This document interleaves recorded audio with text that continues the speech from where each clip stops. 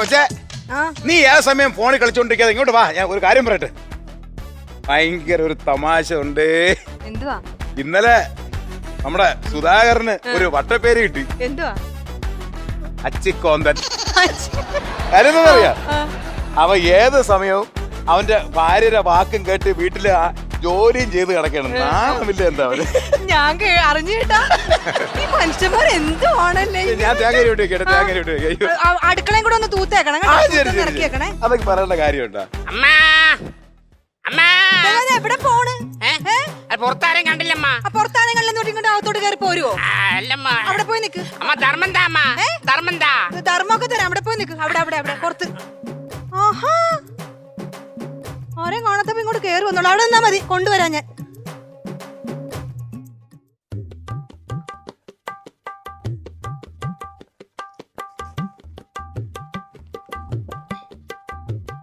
എന്താണത്? ആണോ നീ? നീ ആടാ? ഒന്നുമില്ല. ആണോ നീ?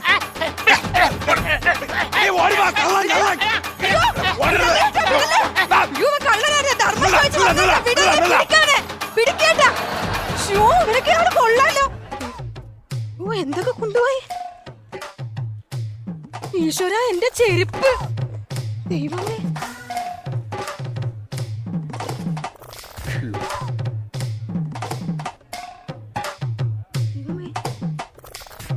ഇതെവിടുന്ന് അവൻ അടിച്ചു മാറ്റി കൊണ്ടുവന്നതാ? ആലംബന, ആലംബന. നിങ്ങൾ അലമ്പനാണെങ്കിലേ എന്റെ കെട്ടിയോൻ അതിലും വലിയ അലമ്പന. ചേട്ടാ, ഇങ്ങോട്ട് ഓടുവാ ചേട്ടാ. കൂട്ടത്തോടെ വന്നേക്കുന്ന കള്ളന്മാര് ഇവിടെ ഉണ്ടോരുന്ന വേഷം മാറി നിപ്പോട്ട്. വാ.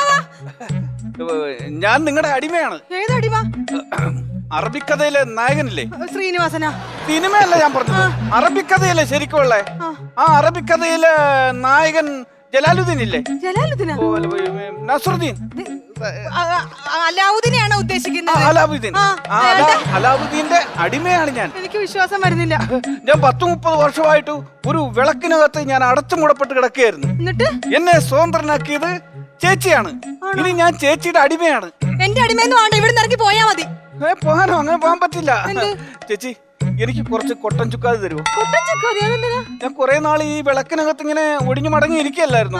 നടുവിനൊക്കെ ഭയങ്കര വേദന. എന്റെ പൊന്ന് സഹോദര, എന്റെ ഭർത്താവിന് എന്നെ മുടിഞ്ഞ സംശയമാണ്. സഹോദരനല്ല, അടിമയാണ്. എന്താണെങ്കിലും അങ്ങേരെങ്ങാനും ഇങ്ങോട്ട് വന്നു കഴിഞ്ഞാൽ അയാൾ ഇല്ലാ കഥകളൊക്കെ ഉണ്ടാക്കും. ഒന്ന് ഇറങ്ങി പോകുന്നുണ്ടാ? എനിക്ക് അങ്ങനെ പോകാൻ കഴിയില്ല. പോകാൻ പറ്റില്ല. ഞാൻ വരാം. നമ്മുടെ രമേശ് ഫ്രാൻസിസ് ആണ് അവന്റെ പറയപ്പെട്ടു. എന്തായാലും പിടിക്കും. സാരയില്ല, റേഷൻ കടയിൽ പോയിട്ട് വാ. റേഷൻ കടയിൽ പോയിട്ട് വാ. പക്ഷെ റേഷൻ കാർഡ് എടുക്കണ്ടേ?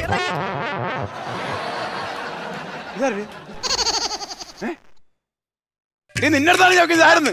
ഇതാരാന്ന് എനിക്കറിയാൻ. നിനക്കറിഞ്ഞൂടാ? എനിക്കറിയാം. പക്ഷെ ആരാണെന്ന് എന്നെ ആ പിച്ചക്കാരന്റെ പുറകെ പറഞ്ഞു വിട്ടിട്ട് നീ നിന്റെ കള്ളക്കാമുകനെ വിളിച്ച് വീട്ടിൽ കയറ്റിയല്ലേ? നീ മിണ്ടരുത്. സത്യം പറ, നീ എങ്ങനെ പറ. അല്ല, ചേച്ചി തേച്ചപ്പോ തേച്ചു അതാണല്ലോ ഞാൻ അനുഭവിക്കുന്നത്. എന്നെ തേച്ചിട്ട് നിന്നെ വിളിച്ച് കയറ്റാനുള്ള ഭാവമെങ്കിൽ ഇത് രണ്ടും നടക്കൂല. ഞാൻ ഇവിടെ കെട്ടി തൂങ്ങിച്ചാ.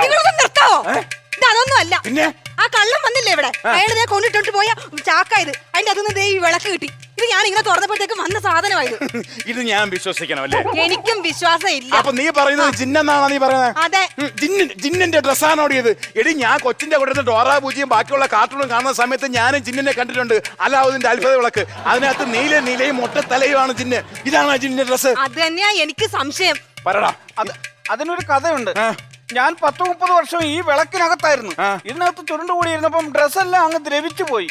തുണിയൊന്നുമില്ലാതാണ് തുറന്നു വിട്ടപ്പോ ഞാൻ പുറത്തു വന്നത്. ആക്ച്വലി എന്നിട്ട് നിനക്ക് ഈ ഡ്രസ് അവിടെ കിട്ടി? എന്റെ യജമാനനില്ലേ അലാവുദ്ദീൻ, അദ്ദേഹം കഴുകി ഉണക്കാനിട്ടിരുന്ന അദ്ദേഹത്തിന്റെ ഡ്രസ് ഇട്ടോണ്ട് ഞാൻ ഇനി പോന്നു. എനിക്കിത് വിശ്വാസമില്ല. അങ്ങേര് തുണിയൊന്നും ഇല്ലാതെ ഇപ്പൊ അവിടെ കറങ്ങി നടക്കുകയാണ്. അതെ, സത്യം അടിഞ്ഞിട്ട് എനിക്കിത് വിശ്വാസം ഇല്ല കേട്ടാ. അങ്ങേരുടെ ഷേപ്പ് കണ്ടില്ലേ? ഷേപ്പ് നോക്കി അളക്കാൻ ഞാൻ ജിമ്മല്ല, ജിന്നാണ്. ജിന്ന് എന്തോ എനിക്ക് ഇതിലെന്തോ പന്തികേടുണ്ട്. നിങ്ങൾ പോലീസിനെ വിളിക്കാം. അത് ശരി.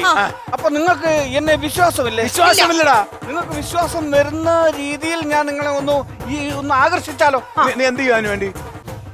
ആലംബന ആലംബന. അയ്യോ, ഇപ്പൊ വിശ്വാസമായോ? ശരി യശമ്മ, ആ ഞാൻ ഇന്നു മുതൽ നിങ്ങളുടെ അടിമയാണ്. ചേട്ടാ നമ്മുടെ കഷ്ടപ്പാടുണ്ട് ദൈവം നമുക്ക് തന്ന കാലമായത്.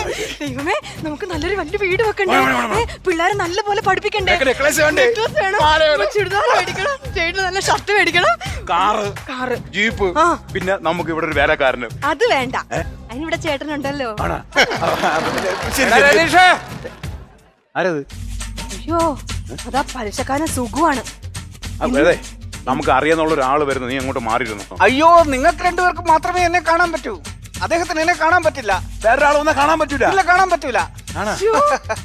അല്ല ആ സുഖു വരുന്ന എന്തിനാന്നറിയോ? ഇന്ന് പലിശയും മുതലും കൂടെ കൊടുത്തില്ലെങ്കിൽ നിങ്ങൾക്ക് 2 തന്നിട്ടേ മേടിച്ചോണ്ട് പോകണമെന്നാ പറഞ്ഞത്. ഓർമ്മയുണ്ടാ? അല്ല, അത് നമ്മൾ ടെൻഷൻ അടിക്കേണ്ട കാര്യം തോന്നുന്നു. ഇവിടെ ചിന്നിരിപ്പില്ലേ, ചിന്നിപ്പോ നമ്മൾ അടിമയാണ്. നമ്മൾ എന്ത് വരം ചോദിച്ചാലും അവൻ തരൂലേ. അപ്പൊ കാശ് എണ്ണി കൊടുത്തൂടെ? അങ്ങനെയാണോ? അങ്ങനെയാണെങ്കിലേ അവൻ ഇപ്പൊ പൈസ കൊടുക്കണ്ട. വേണ്ട, അവൻ വന്ന് ചീത്ത വിളിക്കുന്നതല്ലേ. ഇങ്ങോട്ട് വാ. അവനെ ഒടുക്കത്തെ അഹങ്കാരവാ. നിങ്ങൾക്ക് 2 തന്നിട്ടല്ലേ പൈസ മേടിച്ചോണ്ട് പോകുന്നതേ പറഞ്ഞത്. അതുകൊണ്ട് അവന് പൈസ കൊടുക്കണ്ട. നമുക്ക് ഈ ജിന്നിനെ കൊണ്ട് വേറൊരു ഗുണ്ടേനെ ഇവിടെ വരുത്തിക്കാം. എന്നിട്ട് അവനിട്ട് 2 പൊട്ടിച്ചിട്ട് കുറെ നാള് കഴിയുമ്പോ പൈസ കൊടുത്താൽ മതി. എനിക്ക് അടി കൊടുക്കാൻ പറ്റണ്ട, അവരെ വെച്ചെങ്കിലും അടി കൊടുക്കാം. എങ്ങനെയുണ്ട് എന്റെ ബുദ്ധി? നമുക്ക് ഏത് ഗുണ്ടേ വിളിക്കാം? നമുക്കേ ഇരിക്കണം ജോസിനെ വിളിക്കാം. ആന്റണി വേണ്ട, വേണ്ട വേണ്ട. നമുക്കില്ലേ ആ വെട്ട് കേസിലെ പ്രതിയില്ലേ, എന്താണ് പൗലോസ്, അവനെ വിളിക്കാം.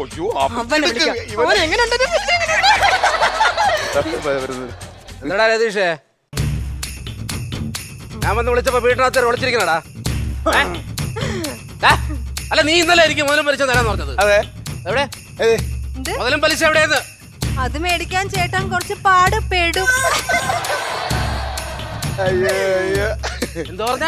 അത് മേടിക്കാനേ ചേട്ടൻ കുറച്ച് പാട് പെടുവെന്ന്. എങ്കിൽ നിന്റെ ഭർത്താവ് എന്റെ കയ്യിൽ നിന്ന് വാച്ച് പിടിക്കാൻ ചെയ്യും. ആരാണ് ഇവിടുന്ന് മേടിച്ചോണ്ട് പോണെന്ന് നമുക്ക് കാണാം. രതീഷേ, നിനക്കെന്റെ സ്വഭാവം അറിയാം. നീ ഇപ്പൊ പൈസ തരണമായില്ലേ? മകളെ, അങ്ങനെ അങ്ങ് ഒരുപാട് വരട്ടെന്നും വേണ്ട. ഞാൻ ചോദിച്ചാലും നമ്മുടെ കൂടെ സഹകരിക്കുന്ന ഒരുപാട് പേരുണ്ട്. നീ വിളിച്ചോണ്ട് പാടാവന്മാരെ എന്നെ കാണണോ? വിളിയടാ. എന്റെ അടുത്താണ് പിന്നെ പൗലോസ് ഗുണ്ട ആലംബന.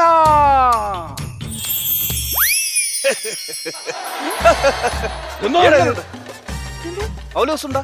പൗലോസ് ഉണ്ട്. ഞാൻ നിന്റെ അടുത്ത് പൗലോസ് ഗുണ്ട എന്നാണ് പറഞ്ഞത്. പൗലോസ് ഉണ്ടെന്നല്ലേ പറഞ്ഞത്? അല്ല അല്ല അല്ല, പൗലോസ് ഗുണ്ട. നിങ്ങൾ എന്തേലും പറയുവാണ് അത് തെളിച്ച് പറയണ്ടേ? ഉറക്കല്ലേ പറഞ്ഞു. നിങ്ങൾ പൗലോസ് ഉണ്ട് എന്ന് പറഞ്ഞിട്ട് ഇപ്പൊ വാക്ക് മാറ്റി പറയുന്നത് എന്തിനാണ്? നിങ്ങൾ പറഞ്ഞപ്പോ തെറ്റിട്ടുണ്ടോ? അത് കുഴപ്പമില്ല, ആവശ്യമുള്ള വരം കിടക്കല്ലേ. അല്ലെ ഇതിനെ മാറ്റിട്ട് പൗലോസ് ഗുണ്ടേ വിളി. എന്റെ പൊന്നു മുതലാളി, എനിക്ക് ഒരാഴ്ച ഒരു വരവേ നൽകാൻ പറ്റുള്ളൂ. അങ്ങനെ എനിക്ക് പറ്റുള്ളൂ. അപ്പൊ ഇനി നിനക്ക് വേറെ വരവില്ലേ?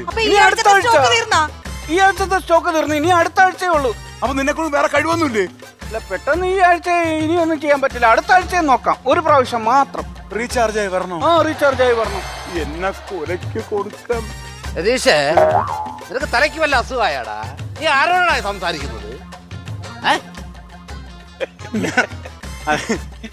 മനോഗതം. നീ ആരാണ്ട് വിളിച്ചു വരുത്തോന്ന് പറഞ്ഞില്ല, അവര് വന്നില്ലേടാ? മാമൻ അടുത്ത ആഴ്ച വരാന്ന് പറഞ്ഞു. അടുത്ത ആഴ്ച അവര് വന്നു. നീ ഇപ്പൊ പലിശയും മുതലും അല്ലേ തരാന്ന് പറഞ്ഞത്? പലിശയും മുതലും അടുത്ത ആഴ്ച ഞാൻ വരും. മുതലും പലിശയും പലിശയുടെ പലിശയും തന്നില്ലെങ്കിൽ നിന്റെ ഭർത്താവിന്റെ കൈയും കാര്യം ഞാൻ വെട്ടിക്കൊണ്ടു. അങ്ങനെ ചെയ്ത് എനിക്ക് തൂക്കാനും തുടക്കാനൊക്കെ ഉള്ളതാണ്. നീ തൂക്കണ്ടടാ, നീ തൂത്തോളം മതി. പറഞ്ഞോട്ടാണ് അടുത്ത ആഴ്ച. നീ എവിടത്തെ ചിന്നടാ? എടാ, എന്നെ കൊല്ല ചെയ്യാൻ വേണ്ടി വന്നാണോ? ഒരു കാര്യം പറയാം, എക്സ്പയറി ഡേറ്റ് കഴിഞ്ഞ ജിന്നിനെ നമുക്ക് ആവശ്യമില്ല. എവിടെയെങ്കിലും ഇങ്ങോട്ട് കളയാൻ നോക്കും. നിനക്ക് ഇപ്പൊ എവിടെന്നാണ് ഇവനെ കിട്ടിയത്? അത് പറ. എനിക്ക് ആ വിളക്കിന്റെ അകത്തുനിന്ന്. അതിനകത്തുനിന്ന് കിട്ടി. അതിനകത്ത് തിരിച്ച് കയറ്റി വിട്ടാലേ അന്ന് കാര്യം നടക്കുള്ളൂ. ഇതിനകത്തോട് തിരിച്ചു കയറ്റി വിടണോ അല്ലേ? നീ ഒരു കാര്യം ചെയ്യും, എന്തെങ്കിലും നൈസായിട്ട് എന്തെങ്കിലും സൂത്രം പറഞ്ഞാൽ അതിനുള്ള വഴി ഞാൻ ഒപ്പിക്കാം. മോനെ ചിന്നെ, പിന്നെ ചേച്ചിക്ക് ഒരാഗ്രഹം. എന്താണ്? ഇത്രയും ചെറിയ വിളക്കിന്റെ അകത്ത് ഇത്രയും വലിയ ജിന്ന് എങ്ങനെ കേറി? എടി, ഞാൻ പറഞ്ഞില്ല, അത് ചുമ്മയാണ്. എനിക്ക് തോന്നുന്നു പുള്ളി ബസ്സിൽ എന്താ കയറി വന്നിട്ട് ചുമ്മാ പറയും, നമ്മളെ പറ്റിക്കാൻ വേണ്ടി പറഞ്ഞതാണ്. ഞാൻ കൊടുത്തിന്നാണ്. ഇല്ല, ഞാൻ വിശ്വസിക്കൂല. സത്യമായിട്ട് ഞാൻ കൊടുത്തിന്നാണ്. അന്ന് ഒന്ന് കയറി കാണിച്ചേ, എങ്ങനെയാണെന്ന് കാണിച്ചേ. വിശ്വാസം.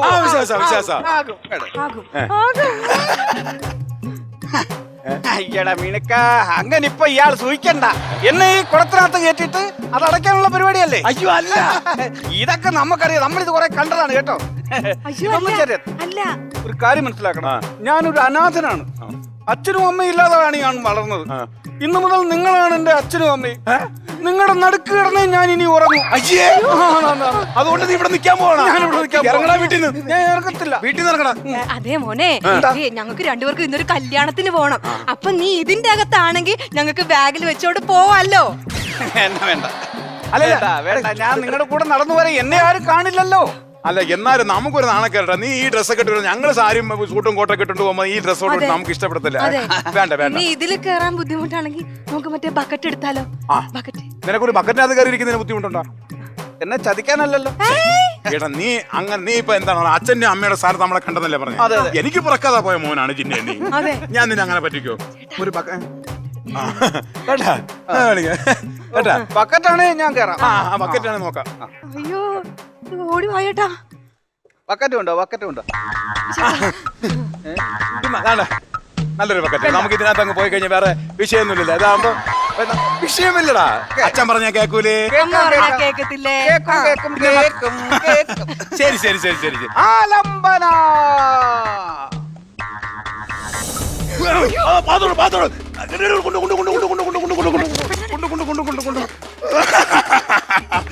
അയ്യോ അയ്യോ, മാറണോ അങ്ങോട്ട് ഒഴിഞ്ഞ്? നമുക്ക് ഇത് ഒന്ന് കെട്ടണം, നല്ല ബലമായിട്ട് കെട്ടണം. എന്നിട്ട് ഉടനെ തന്നെ അപ്പുറത്തെ കടലിൽ കൊണ്ടു കൊടുക്കണം. ഒഴുക്കണം. നിങ്ങൾ കടലിൽ പോകണം. എന്നാ പിന്നെ ഞാനും വരുന്നുണ്ട്. നീ എങ്ങനെ അവിടെ വന്നു? ഞങ്ങൾ ഭദ്രമായിട്ട് കെട്ടിയതാണല്ലോ ഇത്. നിങ്ങൾ ഈ ബക്കറ്റിൽ തന്നെ കേട്ടുന്ന പരിപാടിയൊക്കെ സംഭവം അടിപൊളിയായിരുന്നു.